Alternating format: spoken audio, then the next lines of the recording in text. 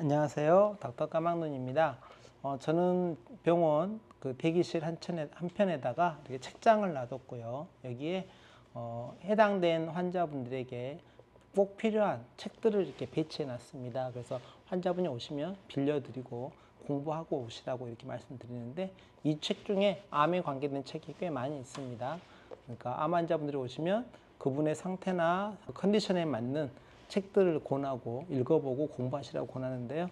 오늘 귀한 책이 한 권 더 나와서 제가 소개해드리고자 이 자리에 나왔습니다. 책의 이름은 암 면역요법 혁명이라는 책입니다. 역자가 유명길님인데요. 이분은 당신의 가족이 암이셔서 치료를 하시려고 정말 열심히 공부하신 걸로 알고 있고요.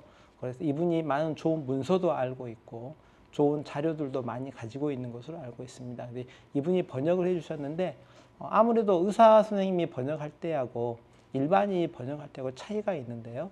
의사 선생님이 번역할 때는 사실 좀 어려워요. 왜 어렵냐면 기본적인 것을 다 알 거라고 가정을 하고 있기 때문에 설명을 그냥 다 의사 알겠지라고 해서 설명하는 경향이 없잖아요. 있거든요. 그래서 제 설명도 아마 그런 경우가 많을 거예요.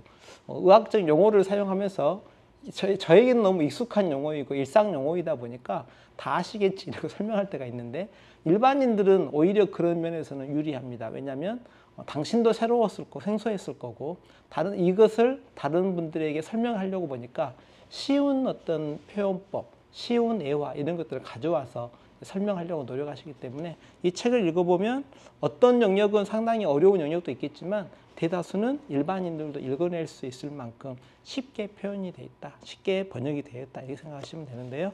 그 중에 하나가 이제 면역에 대한 개념을 이 책이 설명하고 있는데, 설명을 참 쉽게 잘했습니다.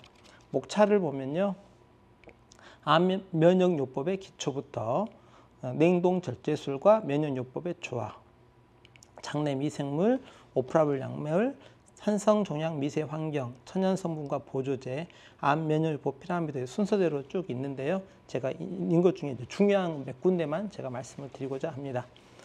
면역 체계에는 두 가지 큰 기능이 하나 있습니다. 하나는 외부 유해 물질을 공격하는 것이고, 다른 하나는 정상 세포를 외부 침입자로 오인해서 공격하는 과도한 반응을 방지하는 기능이 하나 있습니다. 그러니까 암세포가 생기면 죽이는 기능이 하나 있고, 혹은 정상세포인데 죽이면 안 되겠잖아요. 그래서 과도하게 정상세포를 죽이는 어떤 것을 막아내는 반응이 있다는 거죠. 이게 조절을 하는 거죠. 하나는 악셀을 밟는 것처럼 공격을 하고, 하나는 공격하지 않고 브레이크를 밟는 것처럼 멈추는 이 기능이 있는데, 암세포는 이 멈추는 기능을 너무나 잘 이용해가지고 자기가 공격을 받지 않으려고 하는 경향이 있습니다. 그래서 그런 암과 면역 체계의 관계 내용을 앞파트에서 잘 설명을 하고 있습니다. 이제 여기서 중간중간에 팁이 나옵니다. 저는 수술하기 전에 염증 억제제인 캐로롤라, 케토프로펜이라는 진통 소염제가 있는데요. 이것을 환자분들에게 사용을 하고, 수술 후에도 암 환자분이 수술하고 나서 아픔을 참지 마시고 그 케토프로펜 주사를 자주 놔달라고 요청하라고 합니다. 이유가 뭐냐면 수술 후에 전이를 줄이는다라는 의견과 그런 논문들이 많이 있기 때문인데요. 이 책의 저자는 그냥 외부적으로 이런 주사를 사용하는 것을 뛰어넘어서 전이 위험을 줄이려고 절제 부위에, 암세포 수술하는 부위에다가 케토로락을 주입하는, 주사해버리는 이런 방법을 지금 얘기하고 있습니다. 그래서 나는 환자분에게 그냥 근육주사 맞으세요 이 정도까지 권했는데, 이분은 보다 적극적으로 병변 절제 부위에 이 주사를 사용하구나 이렇게 생각하고 있고요. 또 이제 수술 부위가 크거나 암이 어떤 몇 센치로 자라버리면 수술 부위가 넓어질 건데요.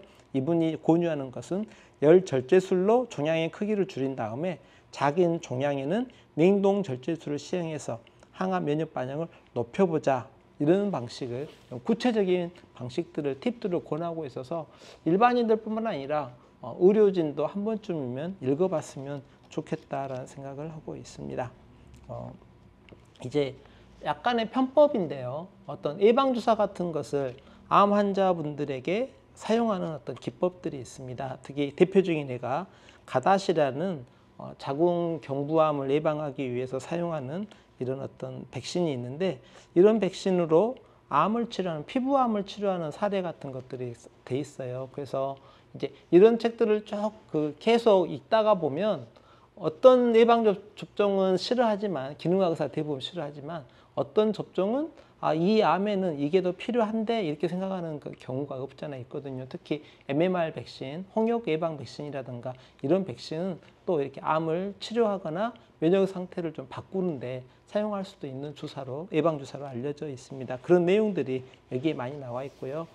어떤 의학적인 내용뿐만 아니라 그 외에도 뭐 베리베리는 어떻게 쓰는가, 커큐민, 캡사이신, 녹차 추출물, 셀레늄, 설포라판, 뭐 블랙커먼씨 오일, 로사르탄 이런 것들을 혈압약인 것을 이런 약이라든가 당뇨약을 암 치료에 어떻게 사용하는가 이렇게 부수적인 오프라벨 요법들이 나와 있습니다.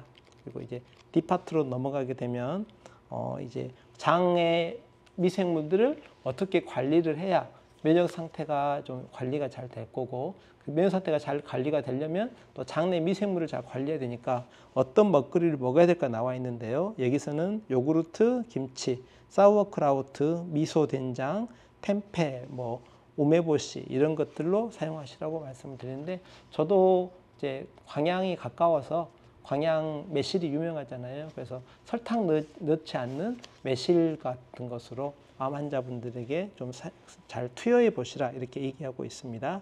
그래서 여기서는 이제 단순히 복잡한 뭐 병원에서의 치료뿐만 아니라 그래서 오프라벨 약물이라든가 대사 약물뿐만 아니라 또 비타민이나 미네랄 또 어떤 식이요법을 쓸 것인가 이런 내용들이 쭉 나와 있는데 한 번쯤 읽어보시고 고민 좀 해보시면 참 도움이 되실 것 같아요.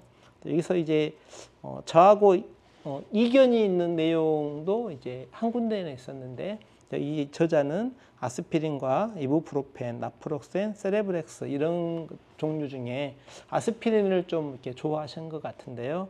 저는 이 책을 읽고 저는 아스피린보다는 세레브렉스가 좀 더 좋다라고 생각하고 있었는데 약간 이견이 있습니다. 근데 이 저자분이 워낙 뛰어나신 분이어서 제가 제 생각을 약간 바꾸기로 좀 마음을 먹었습니다. 그래서 이 책을 읽기 전에는 세레브렉스를 좋아했다 그러면 앞으로는 아스피린을 좀 더 좋아하는 의사가 될 것 같기도 하고요.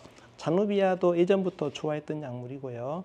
아르기닌이라든가 디피리다몰 뭐 이런 약물들을 계속 써왔던 약물이기도 합니다.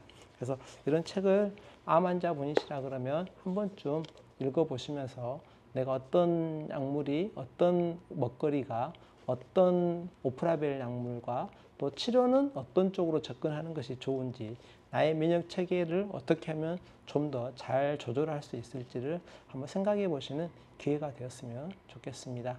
암 환자분들에게 암 면역요법 혁명 권해드립니다. 감사합니다. 닥터 까막눈이었습니다.